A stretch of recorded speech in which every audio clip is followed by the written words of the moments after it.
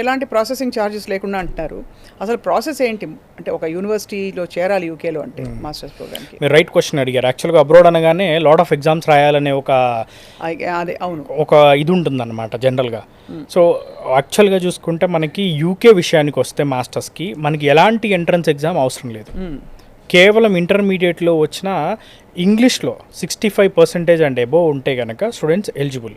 So అది రాని పక్షంలో మీడియం ఆఫ్ ఇన్స్ట్రక్షన్ అంటే మన స్టూడెంట్స్ అందరూ మోస్ట్లీ ఇంగ్లీష్ మీడియమే చదువుకుంటారు కాబట్టి సో దాన్ని బేస్ చేసుకొని కూడా మనం అడ్మిషన్ చేసిస్తాం.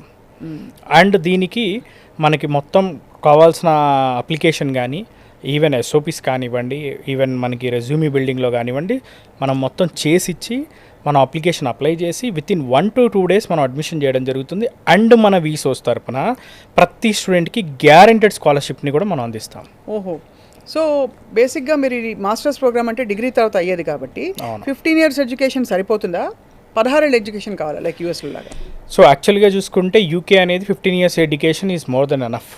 ఎందుకంటే వాళ్ళకి మనకి ఎడ్యుకేషన్ సిస్టంలో పెద్ద తేడా ఉండదు. సో ఇక్కడ బీబీఏ చేశారనుకోండి 3 ఏళ్ళు, అది కూడా చనిపోతుంది. 3 ఏళ్ళు బీబీఏ అయినా సరిపోతుంది, బీఎస్సీ అయినా బీకామ్ అయినా, all are eligible to study masters in UK.